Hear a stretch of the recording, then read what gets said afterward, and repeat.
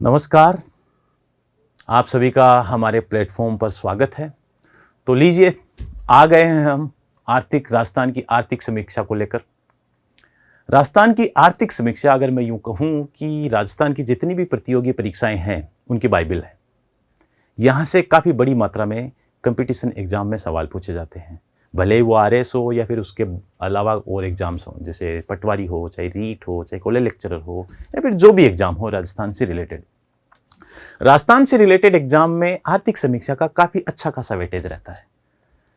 RS में एक extra weightage इसलिए होता है क्योंकि जो मेंस की परीक्षा होती है इसमें इकोनॉमिक सर्वे से डिस्क्रिप्टिव सवाल भी पूछे जाते हैं। पिछली 2 साल की जो मेंस की परीक्षाओं को देखें तो वहां पर लगभग हर बार 10 से 15 या 20 नंबर तक आर्थिक समीक्षा से सवाल पूछे गए। कुछ ऐसी योजनाएं जो कहीं नहीं मिलती वो आर्थिक समीक्षा में मिलती है। आर्थिक समीक्षा के बाहर भी कुछ योजनाएं होती हैं, लेकिन वो हमारी सेकंड प्रायोरिटी होनी चाहिए। क्यों? क्योंकि राजस्थान की आर्थिक समीक्षा जो है वो एक ऑफिशियल डॉक्यूमेंट है, तो इसके अंदर जो योजनाएं दर्ज हैं वो आपकी पहली जिम्मेदारी बनती है कि आप उन योजनाओं के बारे में पहले जानें। अब बात आती है दूसरी एग्जाम की। दूसरी एग्जामों में भी लगभग इतना ही वेटेज रहता है। लोग या फिर स्टूडेंट इससे इसलिए डरते हैं क्योंकि आर्थिक समीक्षा में बहुत ही ट्रिकी से आंकड़े होते हैं, और आंकड़ों की जब बड़ी बड़ी टेबल देखते हैं तो स्टूडेंट जो है वो कंफ्यूजन में चला जाता है, थोड़ा डर भी लगता है। इसके अलावा इसमें कुछ कंसेप्ट होते हैं जिनको समझने में परेशानी होती है। ऊपर से आर्थिक समीक्षा की खुद की अपनी भाषा इसको और ज्यादा क्लिष्ट बना देती है।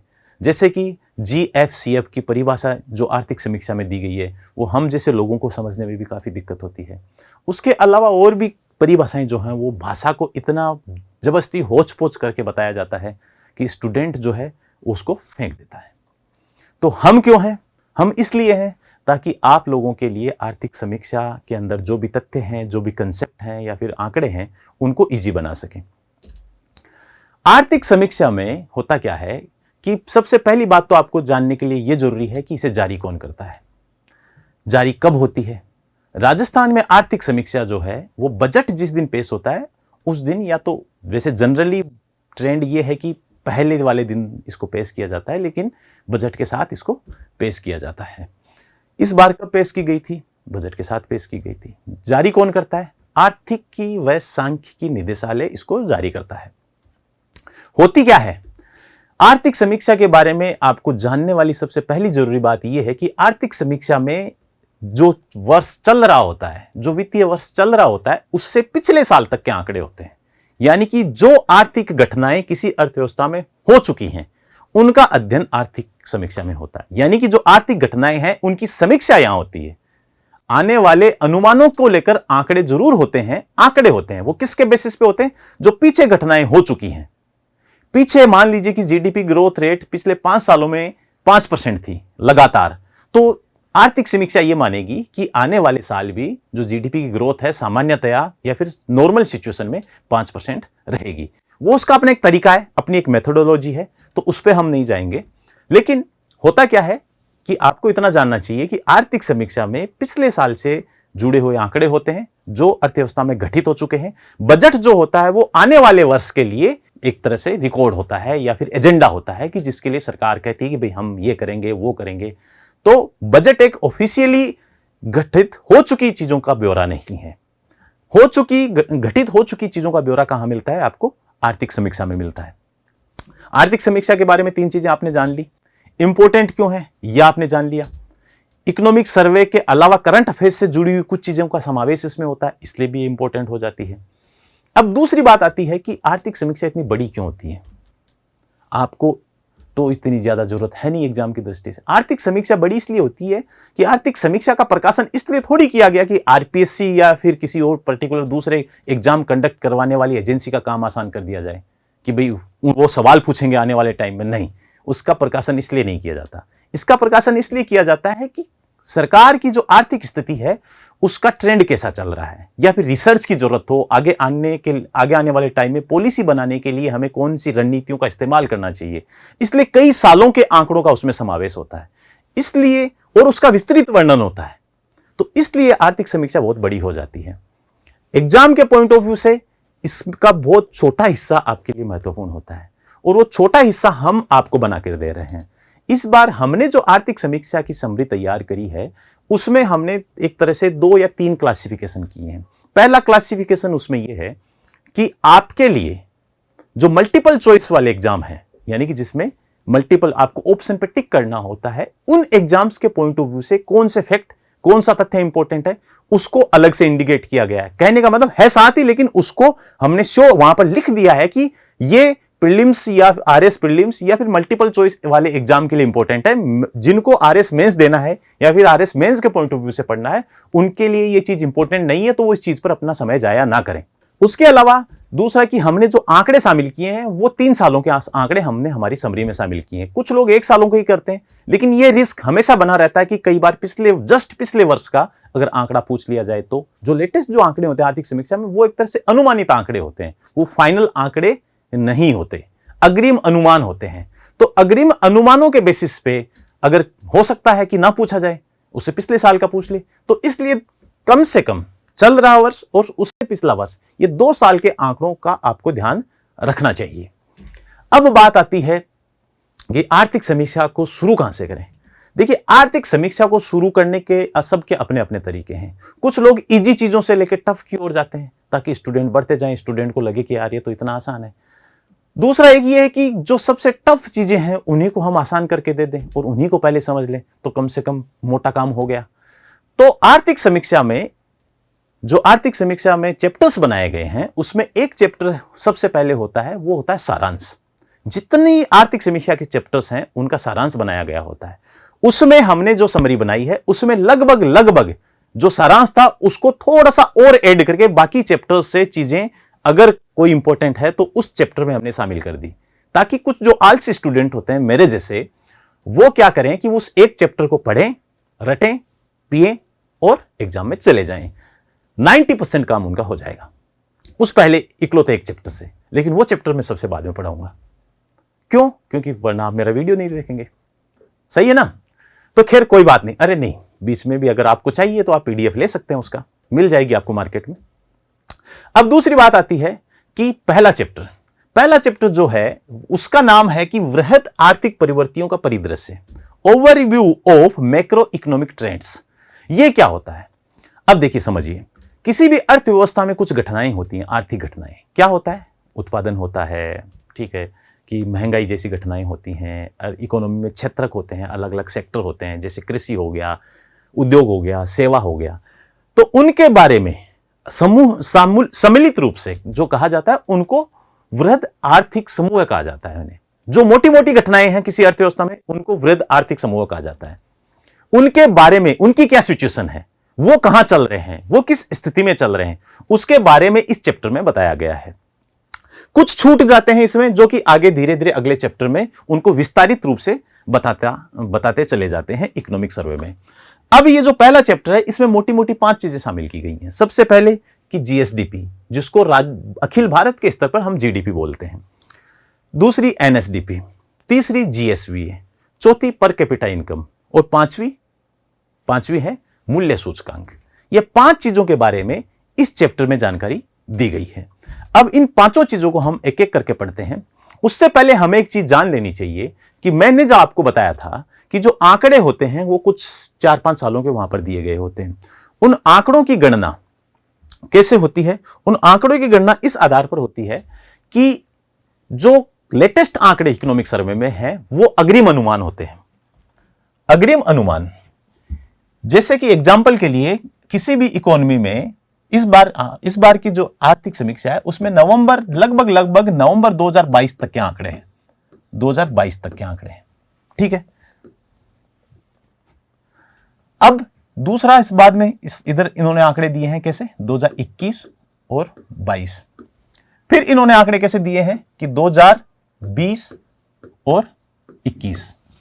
इस तरह से आंकड़े दे रखे हैं। फिर बाद में 19-20, बाद में 18-19, ऐसे, ठीक है।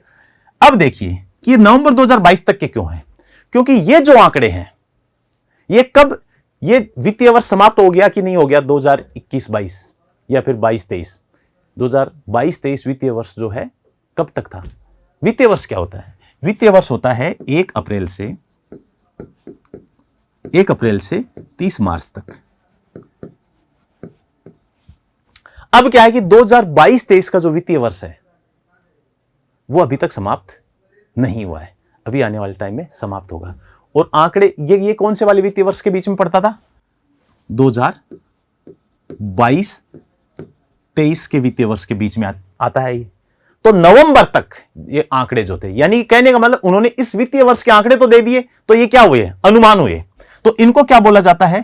यानी कि एक तरह से प्रेडिक्शन हुआ कि आगे तक के पूरे वित्तीय वर्ष के किसके बेसिस पे, कि पिछले सालों में क्या ट्रेंड चला है, उसके बेसिस पे उन्होंने पहले ही बता दिया कि इस साल ये आंकड़े या फिर ये स्थिति ऐसी रहने वाली है। ठीक है, तो इनको क्या बोला जाता है? अग्रिम अनुमान बोला जाता है। ठीक है, फिर बाद में आता है 21-22 का। ये कब लिए जाते हैं? सामान्यतया ये सामान्यतः लिए जाते हैं वित्तीय वर्ष समाप्त होने के, वित्तीय वर्ष जो समाप्त होने के लगभग 2 माह पहले तक के आंकड़े इसमें लगभग होते हैं। ठीक है, कब पेश हुआ था? 2 महीने पहले ये पेश हो गया था। ठीक है, तो तब तक के आंकड़े इसमें होते हैं और पूरे वित्तीय वर्ष के बारे में अनुमान लगा के ये बता देते हैं। अब ये वाला जो है, इसके आंकड़े जो होते हैं वो ये जो आंकड़े लिए थे जिस वित्तीय वर्ष के लिए लिए थे, यानी कि 2022-23 के लिए लिए थे, जो ही ये कब पूरा होगा? 30 मार्च को पूरा होगा। 30 मार्च के बाद 2 महीने, यानी कि अब ये क्या था? जो 21-22 का जो वर्ष था, इसके आंकड़े जो है ना, ये वित्तीय वर्ष समाप्त होने के बाद 2 महीने बाद लिए गए थे। ठीक है, तो इसको बोला जाता है संशोधित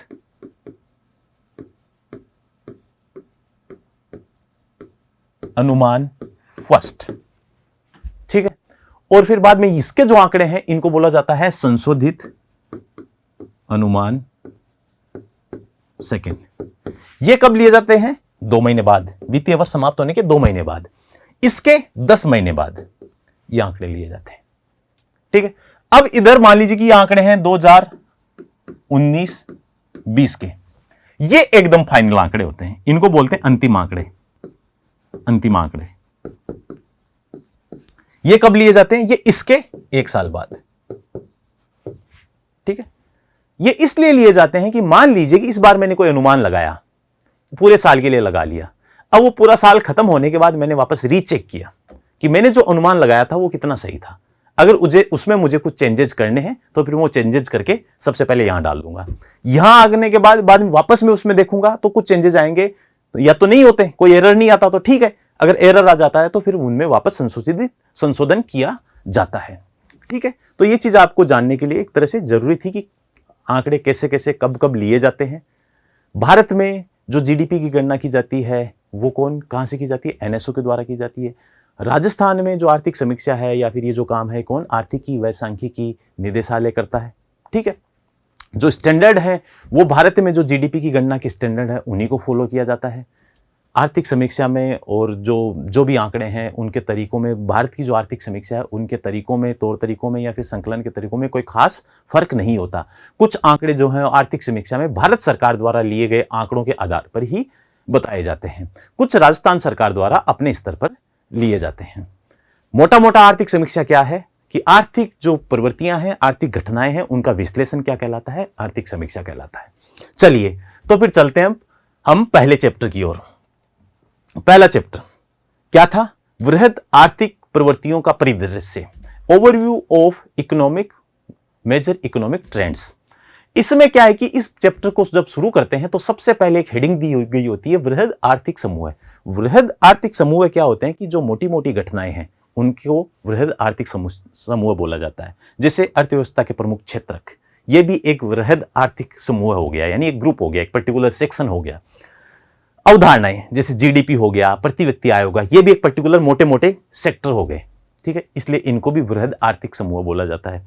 कुछ सूचकांक हो गए, जैसे मुद्रास्फीति के लिए हो गए, या फिर जो मूल्य में परिवर्तन होता है उनको देखने के लिए जो सूचकांक हो गए उनको भी वृहद आर्थिक समूह बोला जाता है। वृद्धि दर अपने आप में एक आर्थिक समूह है, यानी कि वृद्धि दर कौन से साल कितनी रही, कौन से साल कितनी रही, तो ऐसे केसेस में वृद्धि दर को भी एक वृहद आर्थिक समूह बोला जाता है।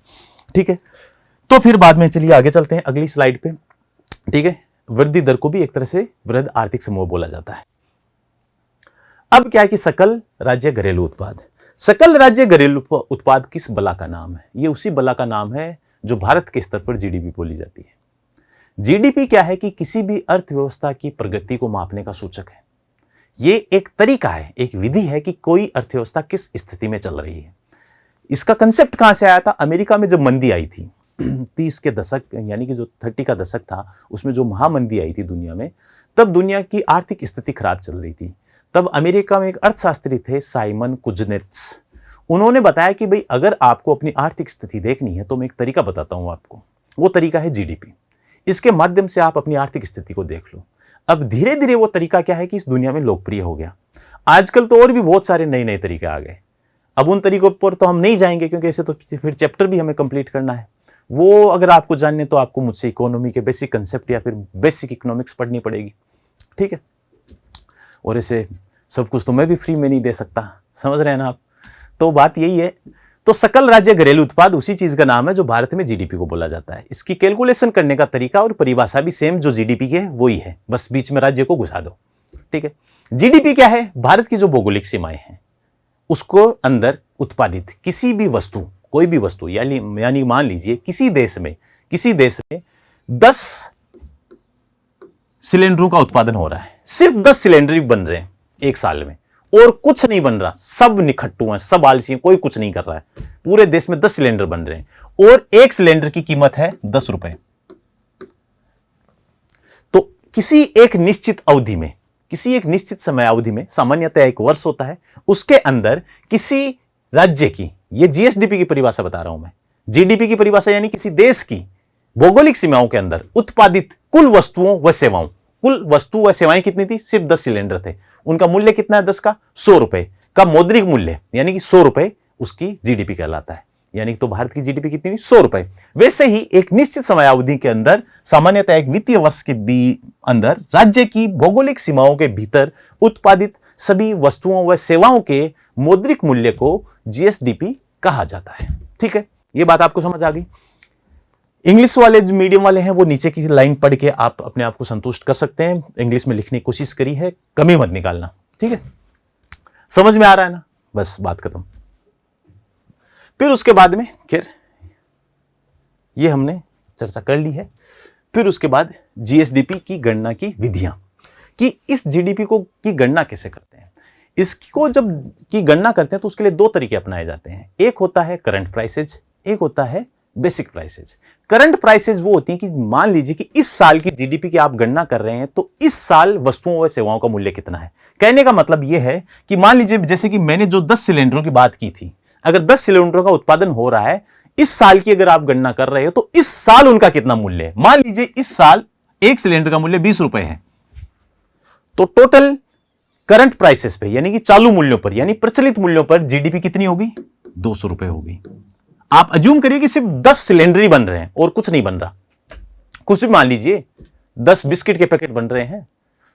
अगर किसी को बुरा लग रहा है कि आप इतना कम क्यों बता रहे हो, भाई मैं लाख बता दूंगा, लेकिन फिर वो वहां पर मेरे को जोड़ बाकी गुणा भाग करने में जोर आएगा, ठीक है।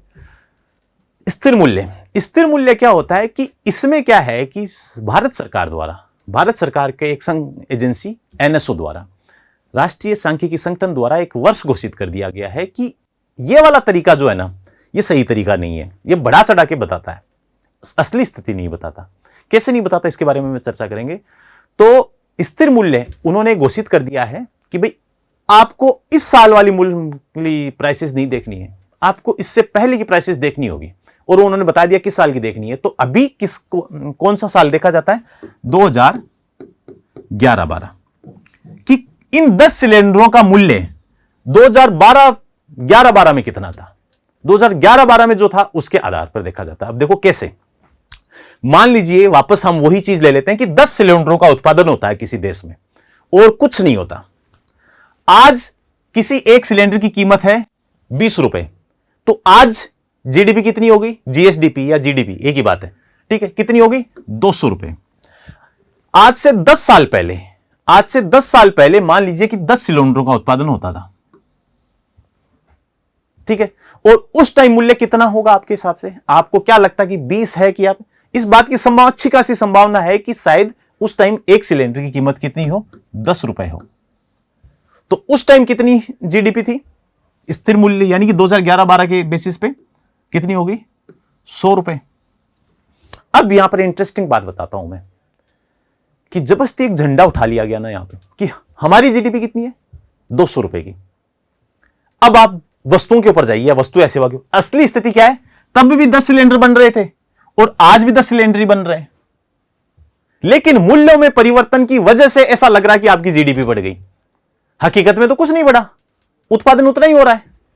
तो इसलिए स्थिर मूल्यों के आधार पर किसी भी अर्थव्यवस्था की स्थिति को देखने की कोशिश की जाती है, ताकि प्रचलित मूल्यों पर मुद्रास्फीति के कारण या फिर अन्य कारकों के कारण जो मूल्य बढ़ावा दिखता है उसकी रियल पिक्चर को सामने लाया जा सके। ठीक है, इसीलिए क्या है कि इसे वास्तविक मूल्य भी कहा जाता है। जो स्थिर मूल्य है इसे वास्तविक मूल्य कहा जाता है। अगर स्थिर मूल्यों पर अगर आप जीडीपी को या जीएसडीपी को बोलेंगे तो उसे रियल जीडीपी कहते हैं, रियल जीडीपी या जीएसडीपी। कि जब आप रियल पिक्चर यानी कि आप जो एडजस्टमेंट कर लेते हैं उस महंगाई को हटाकर, ठीक है। उसके अलावा प्रचलित मूल्यों को नॉमिनल कहते हैं, यानी कि ये आज के, ये नामित मूल्य कहा जाता है। ठीक है, इसलिए कि भाई रियल पिक्चर जो कौन सा तरीका दिखाता है, स्थिर मूल्य वाला दिखाता है, और जो प्रचलित मूल्य वाला जो तरीका है वो क्या है कि एक तरह से करंट की प्राइसेस तो दिखाता है लेकिन इतनी वास्तविक पिक्चर पेश नहीं करता।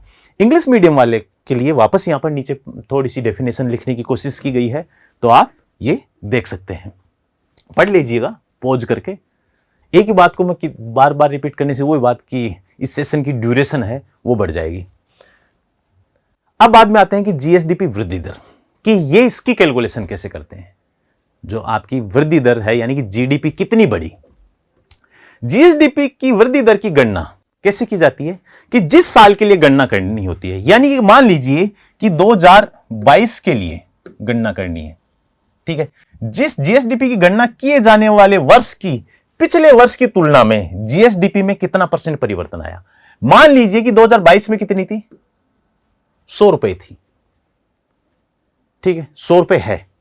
और 2021 में कितनी थी, मान लीजिए कि 90 थी। यह भी हो सकता है कि 2000 कोरोना वाली स्थिति हो, ठीक है, यानी कि ये कोरोना वाला साल हो, ठीक है, तब ये कम हो, या फिर मान लीजिए कि 110 थी। अब कितना चेंज आया, तब ऐसी स्थिति में देखिए अगर 90 थी तो 90 थी, 90 के ऊपर कितना बढ़ा, 10, यही तो बढ़ा। इसको आप परसेंटेज में कन्वर्ट कर लेते हैं। पिछले साल की तुलना में अभी इस साल कितनी है और वो जो अंतर है उसके बेसिस पे जीडीपी की वृद्धि दर को काउंट कर लिया जाता है। अगर ये कम या ज्यादा वैसे है तो फिर माइनस में आपको वृद्धि दर देखने को मिलती है। ठीक है, ये क्या कि डिफरेंस के आधार पर इसको कैलकुलेट किया जाता है। अब बाद में हम देखते हैं कि राजस्थान की जो जीएसडीपी है उसकी स्थिति क्या है। कहने का मतलब राजस्थान द्वारा एक वित्तीय वर्ष में उत्पादित कुल वस्तुओं व सेवाओं का मौद्रिक मूल्य कितना था। देखिए वर्ष 2022-23 में टोटल कितना राजस्थान में, किस पर, प्रचलित मूल्यों पर, करंट प्राइसेस पर। करंट प्राइसेस पर आर्थिक समीक्षा 2022-23 के हिसाब से क्या मूल्य है, 14.13 लाख करोड़। यह फैक्ट आपके बहुत काम का है, यह फैक्ट आपको रटना पड़ेगा। ठीक है, अब देखिए कि कितना 2022-23 में राजस्थान की जीएसडीपी प्रचलित मूल्यों पर कितनी है, 14.13 लाख करोड़। भारत की कितनी है, 273 लाख करोड़। अब आप इससे परसेंटेज भी निकाल सकते हो कि प्रचलित मूल्यों पर राजस्थान की जीडीपी भारत की जीडीपी का कितना % है, बिल्कुल निकाल सकते हो। ठीक है, 2022-23 में राजस्थान की प्रचलित मूल्यों पर जीडीपी में कितना % बढ़ोतरी हुई, 16.4%। यह वापस आपको एक रटने वाला फैक्ट है, आपको ध्यान देना पड़ेगा। यहां पर जीडीपी कितनी है, 14.13 लाख करोड़। परसेंटेज कितना चेंज हुआ 21-22 की तुलना में। देखिए यहां पर कैसे इसको आप चेंज को भी कैसे देखिए, और यहां इस साल कितनी थी, 12 पिछले साल राजस्थान की जीएसडीपी कितनी थी, 12.18 लाख करोड़ थी, और इस साल कितनी होगी, 14.13 लाख करोड़ हो गई। इसके बेसिस पे जो परसेंटेज चेंज यानी कितना % बढ़ा, 16.04%। आप 4 को भूल जाइए, 16 को याद रख लीजिए, 16%। उससे पहले जो 2000, अगर मैं मान लूं कि यहां पर 2020-21 था, उसमें जो वैल्यू थी उसके बेसिस पे कितनी परसेंट बढ़ी थी? लगभग 20%, यानी 19.5%। भारत की 223 लाख करोड़ हो गई, उससे पहले भारत की कितनी थी? 236 लाख करोड़। भारत की जीडीपी से भी आपको भारत वाली जो कुछ आंकड़े हैं वो भी आप चाहें तो आप याद रख सकते हैं। अब देखिए इंटरेस्टिंग बात यह है कि 2021-22 में भारत की ग्रोथ रेट जो थी प्रचलित मूल्यों पर वही राजस्थान की थी, दोनों की सेम है। और इधर भारत की इस साल भारत की 15.4%, यानी भारत की ग्रोथ रेट से 1% लगभग ज्यादा राजस्थान की प्रचलित मूल्यों के ऊपर। प्रचलित मूल्य यानी कि जो भी वस्तुएं व सेवाएं हैं उनका मूल्य इस साल, यानी इस साल कितना था उसके बेसिस पे जोड़ा गया है। ठीक है, फिर बाद में हम बात करते हैं स्थिर मूल्यों के ऊपर। स्थिर मूल्यों में वापस वैसे 2 साल का देखते हैं। स्थिर मूल्यों पर राजस्थान की जीएसडीपी कितनी है? 7.99 लाख करोड़। ठीक है, इंडिया की कितनी थी? 157 लाख करोड़, 157 लाख करोड़। ठीक है, वृद्धि दर कितनी थी स्थिर मूल्यों पर राजस्थान की इस साल? 8.19%। इंडिया की कितनी थी? 7.8%। यानी कि स्थिर मूल्यों पर भी इस साल राजस्थान की ग्रोथ रेट भारत की ग्रोथ रेट से ज्यादा है और इन पर भी ज्यादा है, और दोनों में लगभग कितना परसेंट है? मतलब कि 1 से थोड़ा कम है लेकिन थोड़ी ज्यादा है। तो आप इससे भी आइडिया लगा सकते हैं। पिछले साल कितनी थी राजस्थान की? 7.38 लाख करोड़। तब कितनी ग्रोथ हुई थी? 11.36%। भारत की कितनी थी? 147 लाख करोड़, और भारत की कितनी परसेंट ग्रोथ थी? 8.7%। तब भी राजस्थान की ज्यादा थी। ठीक है, ये पहले आंकड़े जो हैं जिसमें आपको कौन कौन से 2022-23 के आंकड़ों पर आप मेजर फोकस रखिए, और 21-22 वाले आंकड़ों पर आप थोड़ा सा 22-23 वालों से कम फोकस रखिए। ठीक है, एक चीज क्लियर हो गई। 2022-23 में प्रचलित मूल्यों पर राजस्थान का जीडीपी भारत की जीडीपी का प्रचलित मूल्यों पर यानी करंट प्राइसेज पर भारत की जीडीपी का राजस्थान की जीडीपी कितना परसेंट है? अब देखिए ये वाला करंट पर, यानी कि ये जो 14.13 लाख जो है ये 273 लाख का कितना परसेंट है वो यहां पर बताया गया है। कितना है करंट पर? कितना है? 5.18%। और स्थिर मूल्य पर कितना है? 5.07%। यानी कि राजस्थान का हिस्सा इतना परसेंट है। चलिए, तो अब बारी आती है CAGR की। एक नया कंसेप्ट है जिसमें क्या है कि 5, 2, 3 जितने भी 2 से ज्यादा सालों की, यानी पिछले 5-7 सालों की एक साथ ग्रोथ रेट को देखा जाता है, यानी एवरेज ग्रोथ रेट कितनी रही पिछले कुछ सालों के दौरान, उसको CAGR बोला जाता है, संचयी वार्षिक वृद्धि दर। इसको ऐसे समझिए कि मान लीजिए कि अगर जीडीपी की वैल्यू 100 रुपए थी एक साल, 10% बढ़ी 110 हो गई। कितना परसेंट बढ़ी? 10%। 110 से अगर मान लीजिए वैल्यू कितनी? 121, तब भी क्या है? 10% बढ़ी। इस तरह से अगर मान लीजिए कि मैं अकेला सीधा 100 से कि भाई आज से 5 साल पहले इतनी थी और इस साल इतनी है, तो 5 साल की मैं एवरेज ग्रोथ रेट निकालूं, उस ग्रोथ रेट को क्या कहा जाता है? संचयी वार्षिक वृद्धि दर। अब राजस्थान की जो पिछले 5 सालों की प्रचलित मूल्यों पर जो ग्रोथ रेट है वो कितनी थी? 11.59%। स्थिर मूल्यों पर पिछले 5 सालों की growth rate, average growth rate कितनी है राजस्थान की? 5.58%। 11.59% किस पर है? प्रचलित मूल्यों पर है। और स्थिर मूल्यों पर कितनी है? 5.58%। ये क्या है?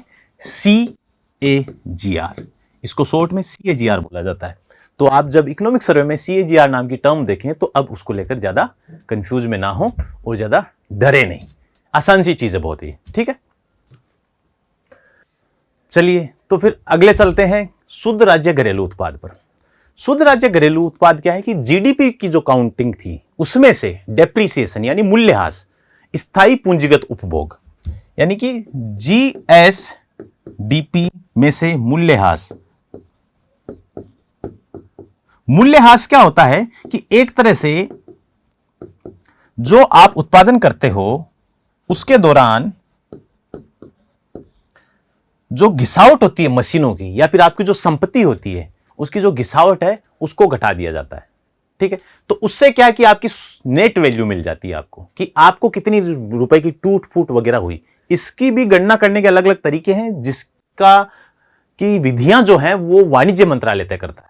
ठीक है, कि मूल्यह्रास कैसे आप इसको काउंट करोगे और कैसे घटाओगे, तो इसके लिए वो सूची जारी करता है कि इस सेक्टर के लिए ऐसे, जैसे कि मान लो कि कोई फैक्ट्री है वो बाइक का उत्पादन करती है, बाइक बनाती है, तो उसमें डेप्रिसिएशन अलग तरीके से होगा।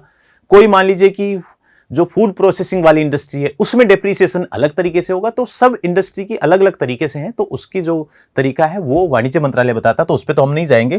तो स्थायी पूंजीगत उपभोग, इसको इंग्लिश में बोलते हैं फिक्स्ड कैपिटल कंजप्शन। ठीक है, तो इसको जब घटा लेते हैं तो ये वैल्यू निकल जाती है। तो अब जब मान लीजिए कि आप इसको घटाओगे तो सिंपल सी बात है कि ये जो जीएसडीपी वैल्यू थी उससे कम होगी कि ज्यादा होगी? ऑब्वियसली कम होगी। तो नेट जो होता है वो हमेशा जीएसडीपी यानी कि एनएसडीपी जीएसडीपी से हमेशा कम होता है। भारत के लिए इसको क्या बोलेंगे? एनडीपी बोलेंगे। ठीक है, तो 2022-23 में कितनी है?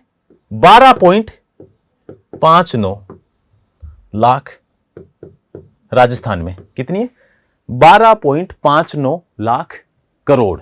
अब इसी साल के लिए प्रचलित कीमतों पर आप देखोगे राजस्थान की, जब तब कितनी थी प्रचलित पर? 14.13 थी ना यहां पर। तो वही चीज अब उतनी क्या है कि वो मूल्यह्रास हो गया आपका। तो 12.59। ठीक है, पिछले साल कितनी थी? 10.84 लाख करोड़। ठीक है, एनएसडीपी में वृद्धि दर कितनी है इस साल?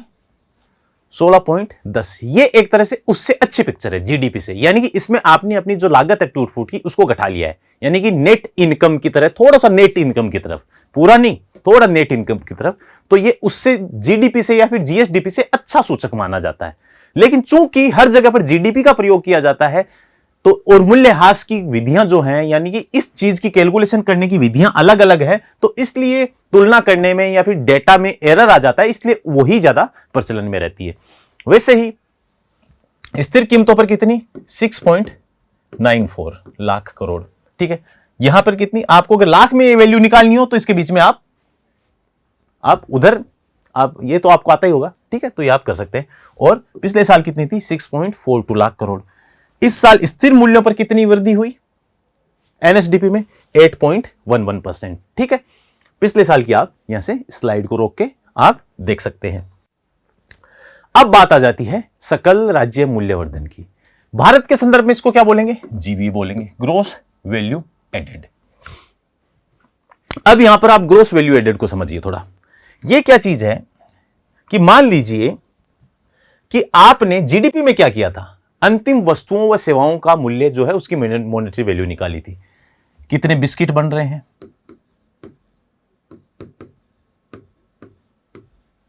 अब बिस्किट बनने के दौरान क्या क्या लगा होगा? सबसे पहले गेहूं का उत्पादन हुआ होगा, उसकी एक वैल्यू थी। फिर उसके बाद उसका आटा बना होगा इंडस्ट्री में, उसकी वैल्यू थी। यानी कि फिर उसकी उस आटे से क्या मैन्युफैक्चरिंग हुई। ठीक है, यानी कि विनिर्माण, किसका? बिस्किट का विनिर्माण हुआ इंडस्ट्री में। ये दोनों इंडस्ट्री वाली स्टेज ही हैं। फिर उसके बाद में उसमें सर्विसेज, उसकी मार्केटिंग ऐसे करके परिवहन होके, यानी कहां तक पूछा? रिटेलर के पास। अगर मैं इसको यूं तोड़ दूं कि ये वाला जो पोर्शन है ये प्राथमिक क्षेत्र है, ठीक है, ये द्वितीयक है और ये तृतीयक है, तो कोई दिक्कत थोड़ी है? नहीं है कोई दिक्कत।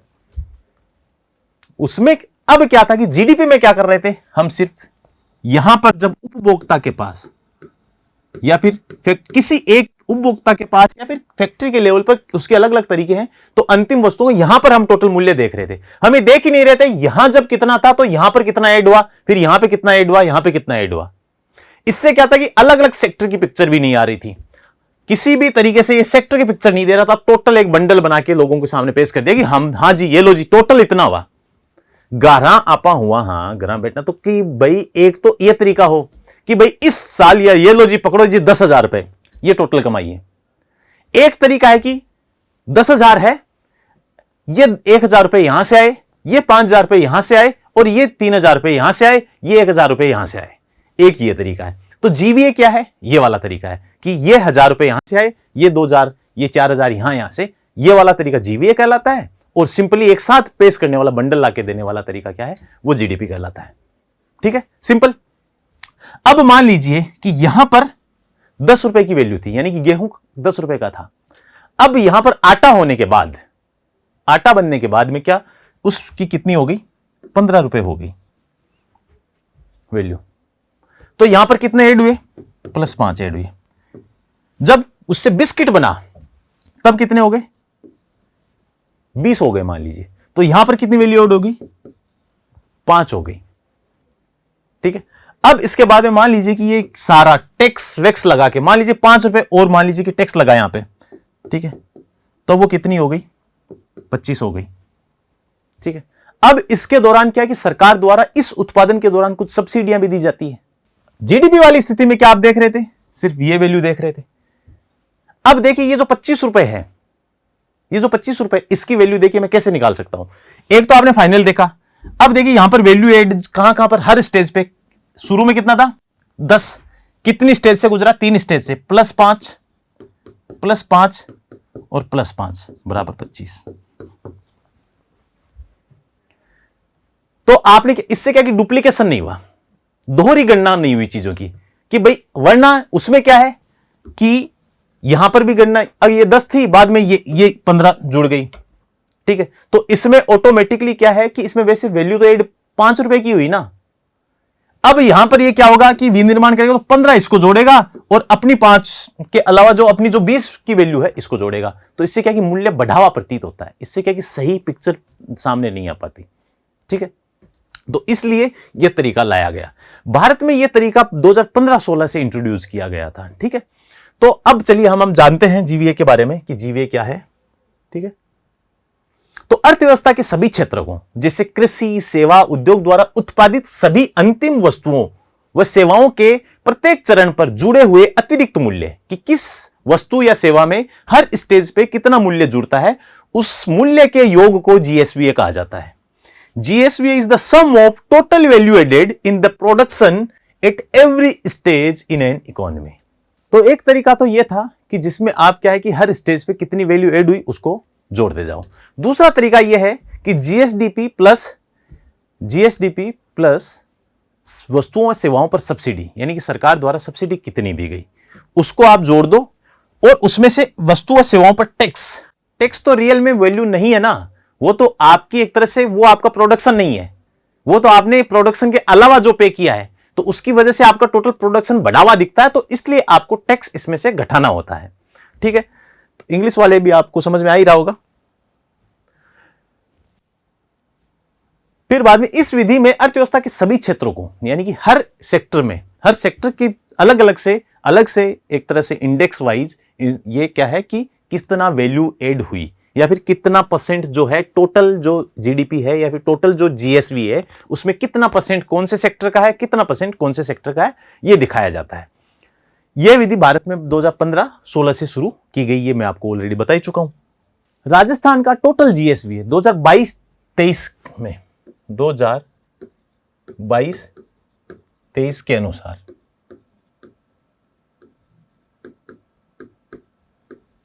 कितना है? टोटल जीएसवी कितना है? 13.11 लाख करोड़। जीडीपी कितनी थी? 14 किस पे? करंट प्राइसेस पे कितनी थी? 14.18 लाख करोड़। टोटल जीएसवीए कितना है? 13.14 लाख करोड़। स्थिर मूल्यों पर कितना है? 7.33 लाख करोड़। उधर कितना था स्थिर मूल्यों पर? 7.99 लाख करोड़। ठीक है, अब देखिए, और जीएसवी की वृद्धि दर कितनी है? 15.57%। इसके बेसिस पे, यानी स्थिर मूल्यों के बेसिस पे कितनी है? ये प्रचलित मूल्यों पर है, ये स्थिर मूल्यों पर है। इसके बेसिस पे कितनी है? 7.88%।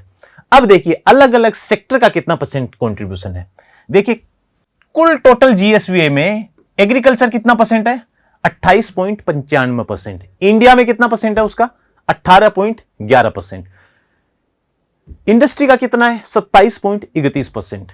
भारत में कितना था? 28.48%। यानी भारत में फिर भी इंडस्ट्री का थोड़ा सा स्लाइटली ज्यादा है। सर्विस सेक्टर काफी कम है राजस्थान में इंडिया के मुकाबले। यहां कितना है? 43.74%।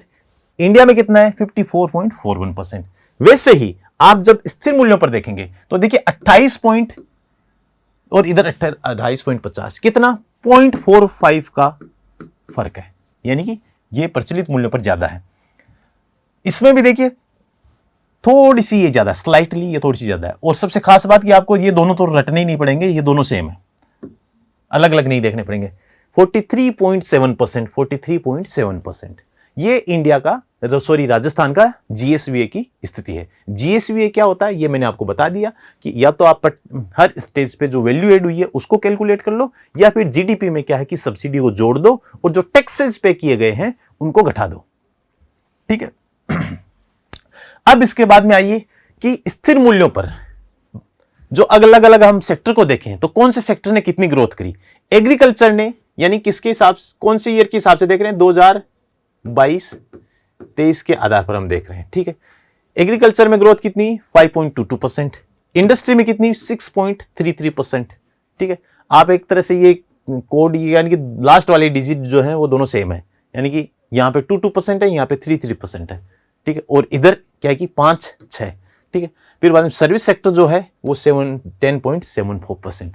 ठीक है। देखिए मैं इसमें कुछ नहीं कर सकता, ये आपको रटना पड़ेगा। ठीक है। रटना इसलिए पड़ेगा भाई, इसका देखिए अगर आप लोग कोई ट्रिक बना पाते हैं तो कमेंट सेक्शन में आप मुझे भी बता सकते हैं, मैं यहाँ पे, और मैं आपका जरूर नाम बहुत ही मतलब कि धन्यवाद दूंगा आपको कि भाई आपने कोई ट्रिक बताई है, ताकि मैं बाकी लोगों यहाँ पर अनाउंस कर पाऊंगा, ताकि बाकी लोग सुने और उनको फायदा हो। तो जिनको अगर कोई ऐसी ट्रिक दिखती है या फिर और कोई तरीका, या फिर आप कोई सजेशन की सर भाई ऐसे नहीं ऐसे पढ़ाओ, तो भाई मैं तो वैसे पढ़ा के भी देख लूंगा, लेकिन मुझे जहां तक लगता है कि यही तरीका स्लाइड बना के या फिर और बहुत ही सिंपल आसान भाषा में बताने से ही चीजें ज्यादा क्लियर होती हैं। बाकी फैक्ट जो है वो रटने आपको पड़ेंगे। फैक्ट इसी चैप्टर में थोड़े से बहुत ही ज्यादा बोरिंग से फैक्ट है। ठीक है। तो कुछ नहीं कर सकते भाई, सरकार चाहो अब एग्जाम पास करना तो करना पड़सी। अब भाई अपना चाचा ताऊ तो लागे को नहीं कोई से एग्जाम वाला, तो पूछ ले ला। ठीक है। खैर उसके बाद में प्रति व्यक्ति आए। कौन कौन सी चीजें हो गई अपनी? जीएसडीपी हो गई, एनएसडीपी हो गई, सीएजीआर हो गई, और क्या? जीएसवीए हो गया। अब बाद में आती है प्रति व्यक्ति आय, यानी कि हर आदमी को एवरेज तरीके से टोटल जीडीपी में से कितना हिस्सा मिलता है। ठीक है। कैसे निकालते हैं?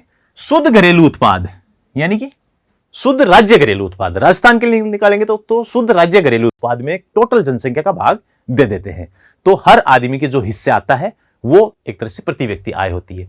प्रचलित मूल्यों पर राजस्थान की 2022-23 के अनुसार कितनी है?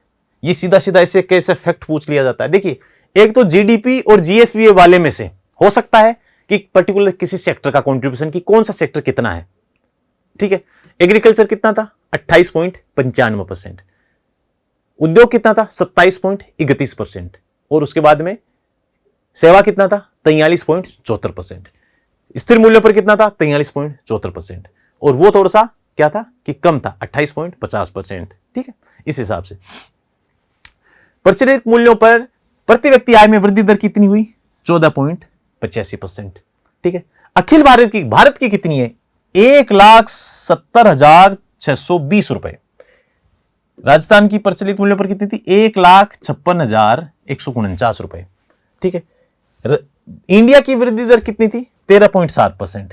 राजस्थान की कितनी है? यानी राजस्थान में per capita income, total Bharat की पर कैपिटा इनकम में जो बढ़ोतरी हुई है उसकी तुलना में ज्यादा हुई है। स्थिर मूल्यों पर देखिए कितनी है। राजस्थान में कितनी है? 86,134 रुपए। कितना परसेंट वृद्धि हुई? 6.9% वृद्धि हुई। भारत की कितनी थी? 96, ये कितना, अरे ज्यादा कर दिया इसने, कितने परसेंट बढ़ोतरी हुई? 5.5%। ठीक है। ये फैक्ट एक बार आप वापस चेक कर लीजिएगा। अब बात आती है सकल स्थायी पूंजी निर्माण की। सकल स्थायी पूंजी निर्माण सिंपल शब्दों में अगर हम कहें तो किसी भी अर्थव्यवस्था में कि नई संपत्तियों का कितना सृजन हो रहा है। इससे पता यह चलता है कि भाई आपकी इकोनॉमी जो है वो कैसे चल रही है। कैसे कि आपने कितने नई संपत्ति बनाई, कितना नया इन्वेस्टमेंट किया स्थायी संपत्तियों के निर्माण में। स्थायी संपत्तियां जैसे मशीनरी हो गया, सॉफ्टवेयर हो गया, ठीक है, सड़कें हो गई, इस तरह की। इससे क्या है कि उत्पादन का स्तर बढ़ जाता है। अगर मान लीजिए आप पुरानी मशीनरी यूज कर रहे हो तो वही बना रहेगा। अब नई कोई अगर आप मशीन लेके आते हो तो एफिशिएंसी बढ़ जाएगी ना। तो यह देखा जाता है कि नई चीजों के निर्माण में कितना पैसा खर्च हुआ। अगर आप इको टोटल जीडीपी के प्रतिशत के रूप में इसको देखा जाता है कि अगर जीडीपी मान लीजिए 100 रुपए थी तो उसमें से कितना परसेंट नई चीजें थी। अब देखिए कि यहां पर राजस्थान में टोटल सकल स्थायी पूंजी निर्माण को आप 2022 के वर्ष में देखोगे तो टोटल जीएसडीपी का 28.47% क्या था, टोटल सकल स्थायी पूंजी निर्माण था। यानी कि नई परिसंपत्तियों का, नई संपत्ति का सृजन किया गया। यानी कि ये वैल्यू जो है, इतना परसेंट वैल्यू जो है वो नई चीजों की है। अब राजस्थान के बारे में आप एक चीज देखने को मिलेगी कि लगभग 75% जो जीएफसीएफ है यानी ग्रोस फिक्स कैपिटल फॉर्मेशन है वो प्राइवेट सेक्टर द्वारा किया जाता है, सरकार द्वारा थोड़ा कम किया जाता है। ठीक है, अब देखिए कि इसके जीएफसीएफ में निजी क्षेत्र का योगदान कितना है, लगभग 76.19%, और जबकि सरकार का कितना है 23.81%, काफी अधिक। यानी कि 2021-22 के हिसाब से आंकड़े। अब देखिए जीएफ सबसे ज्यादा जो स्थायी पूंजी का निर्माण कौन से सेक्टर में हुआ, पहले नंबर पे कौन सा रहा, निर्माण रहा। दूसरे नंबर पे कहां पे हुआ इन चीजों का निर्माण, आवासीय भवन यानी कि जो बिल्डिंग, जो रियल एस्टेट है वो।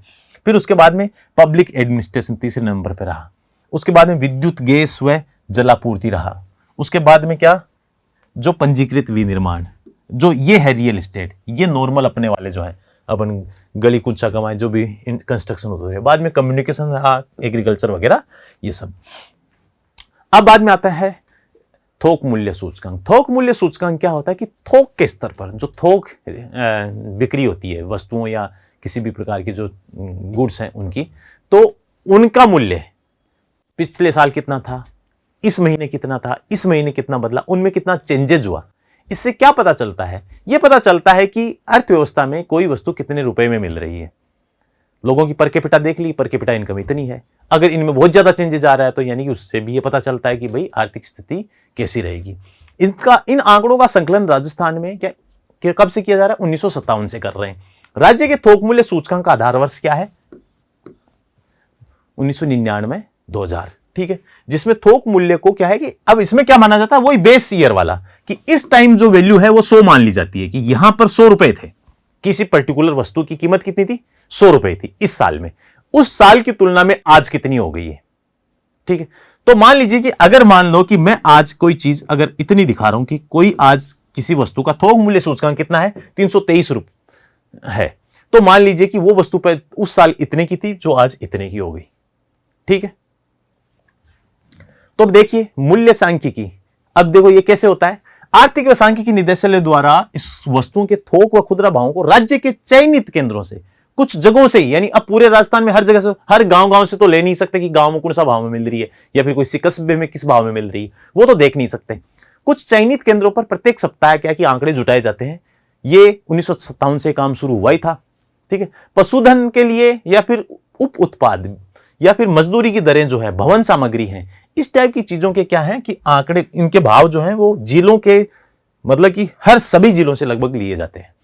ठीक है, ये आंकड़े लगभग सभी जिलों से लिए जाते हैं और बाकी जो आंकड़े हैं वो कुछ चयनित केंद्रों से लिए जाते हैं। अब भारत के तथा राजस्थान के इन आंकड़ों की तुलना जब हम करते हैं तो देखिए कि राजस्थान का आधार वर्ष क्या है, 1999-2000 है। भारत का क्या है, 2011-12 है, तब यहां पे 100 माना जाता है। तो अब आप बताइए कि 1999-2000 में जो वैल्यू थी उसकी तुलना में आज वैल्यू में बहुत ज्यादा डिफरेंस आ गया या फिर इसकी तुलना में ज्यादा आ गया। ये तो अभी आज से 10-12 साल पुरानी बात है, वो 25 साल पुरानी बात है। ठीक है, तो तब मूल्य, तो राजस्थान का जो थोक मूल्य सूचकांक है वो ज्यादा दिखेगा, इंडिया का जो है वो कम दिखेगा आपको, यानी कि ये जो वैल्यू कम दिखेगी क्योंकि आधार वर्ष में डिफरेंस है। 2021 में और 2022 तक कितना है, 385 थोक मूल्य सूचकांक। ठीक है, कितना है राजस्थान का, 385। वृद्धि कितनी हुई, 6.21%। ठीक है, भारत का कितना है, 151, वृद्धि कितनी हुई, 12.07%। ठीक है, ये हो गया थोक मूल्य। कौन सी, वे वस्तुएं जो थोक स्तर पर बिक्री की जाती है। अब इसमें भी कुछ अलग अलग चीजें हैं जो आपको जाननी जरूर चाहिए। नोट, इसमें आपको लोगों के लिए एक सूचना है कि इकोनॉमिक सर्वे, मूल इकोनॉमिक सर्वे में जो पहले जो सारांश का जो चैप्टर दिया गया है उसमें थोड़ी सी एरर है। एरर क्या है कि 2022 के औसत वार्षिक सूचकांक में समीक्षा की प्रारंभिक सारणी है। ये प्रारंभिक सारणी में, भाई साहब ये टाइपिस्ट जो है ना कभी मरवाएगा, ठीक है, सारणी में त्रुटि है। त्रुटि क्या है? सारणी में 363.23 के स्थान पर, कौन सा 363.23? 363.23, देखो ये वाला 363.23 के स्थान पर क्या है? 388.29 लिखा हुआ है, ठीक है। फिर 2021 तथा 2022 की वृद्धि दर में भी त्रुटि है। 2021 की 9.93% तथा 2022 की 4.6% अंकित है। क्या? अब देखिए ये, जबकि सही वाली ये है, ठीक है। तो आप ये कोई भी अगर मेन कॉपी को अगर आप रेफर करते तो उसमें देख लीजिएगा। राजस्थान में टोटल 154 वस्तुओं के थोक मूल्यों की जानकारी या फिर इस सूचकांक में शामिल की जाती है। 154 वस्तुओं के मूल्य में परिवर्तन को इसमें देखा जाता है। राज्य के थोक मूल्य सूचकांक का वस्तुवार विवरण, यानी वस्तु यानी कितनी टोटल वस्तुएं कितनी थी? 154 वस्तुएं थी। अब 154 वस्तुओं को 3 टाइप की वस्तुओं में बांट लिया गया है। पहली है प्राथमिक वस्तुएं, ठीक है। प्राथमिक वस्तुएं क्या है कि इसमें कृषि वस्तुएं, खनिज उत्पाद इत्यादि सम्मिलित किए जाते हैं। प्राथमिक वस्तुएं कितनी वस्तुएं हैं? टोटल 75 टाइप की वस्तुएं हैं, यानी 75 वस्तुएं प्राथमिक वस्तुएं हैं। कितने में से? 154 में से। फिर बाद में विनिर्मित उत्पाद यानी विनिर्मित वस्तुएं कितनी है? 69 वस्तुएं विनिर्मित है 154 में से। ईंधन, शक्ति, प्रकाश व उपस्नेहक, इस टाइप की जो चीजें हैं वो कितनी है? लगभग 10 हैं। अब इनको क्या कि अलग अलग वेटेज दिया गया है। अगर मान लो कि हम 154 को 100% मान लें तो कितना परसेंट जो मूल्य जो है हम देखते हैं तो उसमें कितनी परसेंट वैल्यू किसकी होती है? इतनी परसेंट वैल्यू किसको दी गई है? प्राथमिक वस्तुओं को दी गई है। यानी लगभग आधी वैल्यू किसको दी गई है? मैन्युफैक्चर्ड गुड्स को है, और इनको 16.25% वैल्यू दी गई है। अब देखिए अलग, अगर हम प्राथमिक वस्तुओं के मूल्यों में परिवर्तन देखें तो सबसे ज्यादा चेंजेस किस में आए हैं? देखिए सबसे ज्यादा चेंजेस तो इसकी वैल्यू में आए हैं आधार वर्ष की तुलना में, ये 2022 के बेसिस पे। उसके बाद इसमें आए हैं। अगर एवरेज देखेंगे तब कितना है? तब कम है, 300 कितना था? 385.45। लेकिन अलग अलग आप देखोगे तब कितना है? 415, 302 और 576। इसके अनुसार चेंजेस कितना हुआ इसमें? यानी पिछले वर्ष में कृषि वस्तुओं में कितना चेंजेस हुआ? 9.92%। यानी कि इसमें ज्यादा, सबसे ज्यादा वैल्यू किसी में, यानी कि मूल्यों में किसके में बढ़ोतरी हुई है? प्राथमिक वस्तुओं के मूल्यों में बढ़ोतरी हुई है, ठीक है। इसमें बहुत कम हुई है, ये इतना परसेंट होके भी, यानी पिछले साल भी ये इसका जो मूल्य था वो काफी ज्यादा था, इसलिए चेंजेस अभी पिछले साल की वजह से ये ज्यादा दिख रहा है और इसमें इतनी हुई है। अब देखिए उपभोक्ता मूल्य सूचकांक, ये एक अलग सूचकांक है। ये रिटेल प्राइस को देखा जाता है, यानी उपभोक्ता को कोई वस्तु कितने रुपए में मिलती है। थोक मूल्य यानी कि किसी रिटेलर को कितने रुपए में मिलती है। थोक मूल्य की जगह उपभोक्ता मूल्य को जब हम देखेंगे, यानी कि किसी उपभोक्ता को कितने रुपए में मिलती है, इसके बारे में जानकारी क्या है? इसकी गणना हेतु भी आंकड़ों का संकलन 1957 से शुरू किया गया। प्रति माह उसके आंकड़े कब संकलित किए जाते थे? प्रति सप्ताह कर रहे थे, ठीक है। प्रति माह 4 प्रकार के उपभोक्ता मूल्य सूचकांक जारी किए जाते हैं। कौन कौन जारी करता है? उनके अलग अलग आधार वर्ष भी हैं। सबसे पहला सूचकांक कौन सा? औद्योगिक श्रमिकों के लिए। इसमें क्या होता है?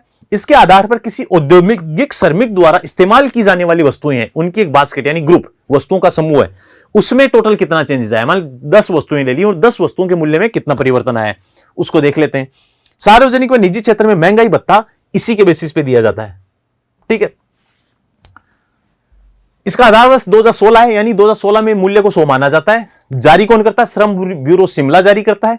राजस्थान के 3 केंद्रों यानी कि अलवर, भीलवाड़ा तथा जयपुर से आंकड़े संकलित किए जाते हैं।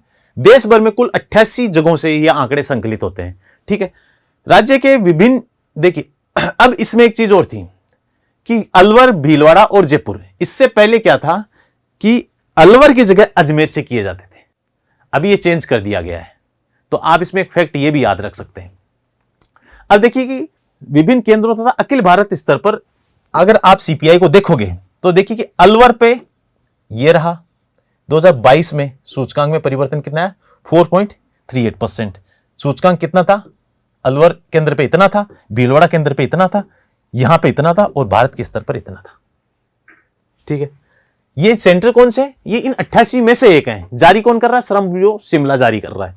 ये चेंजेस इसमें है और इसको आप इतना ज्यादा सीरियस लेने की जरूरत नहीं है, ये आंकड़े तौर से पूछे जाने की संभावना कम ही है। ये इसमें था तो मैं इसको छोड़ नहीं सकता था, इसलिए नहीं छोड़ सकता था क्योंकि आप भी में से कल को कमेंट में बोलने लग जाएगा कि सर आपने उपभोक्ता मूल्य सूचकांक नहीं बताया, ठीक है।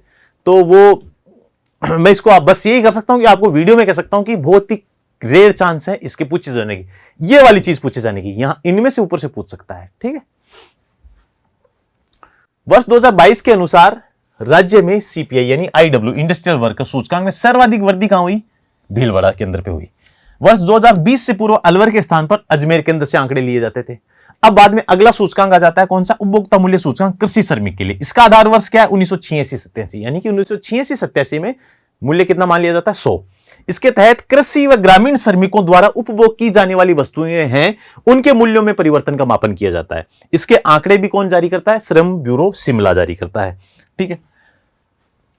बाद में अगला है कि उपभोक्ता मूल्य सूचकांक सामान्य है, ग्रामीण शहरी व संयुक्त। ये आंकड़े कौन करता है, एनएसओ द्वारा प्रतिमाह जारी किए जाते हैं। इनका आधार वर्ष क्या है, 2012, जिसमें 100 मान लिया जाता है। अब देखिए इसके बेसिस पे भी ये आंकड़े हैं, तो खैर ये भी आंकड़े आपको इतने ज्यादा ध्यान नहीं रखने, बाकी आप इसको पॉज करके देख सकते हैं। ऐसे करके आपके लिए इंपॉर्टेंट क्या था, पहले जीएसडीपी, एनएसडीपी, प्रति व्यक्ति आय और जीवीए, इनसे सबसे ज्यादा सवाल पूछे जाने की संभावना है। यहां से कम 2 सवाल पूछे जाएंगे, तो उनको आप खास रूप से ध्यान रखें। और बाकी जो फैक्चुअल परसेंटेज यानी जो फिगर जो यानी ये जो डेटा जो था, आंकड़े जो थे, इनसे पूछे जाने की संभावना कम है। उसके अलावा जो इंफॉर्मेशन है वो पूछे जाने की संभावना ज्यादा है। तो इस तरह से हमारा इकोनॉमिक सर्वे का पहला चैप्टर कंप्लीट होता है। अगला चैप्टर लेकर बहुत ही जल्द हम आपके सामने आएंगे। तो तब तक के लिए धन्यवाद, नमस्कार।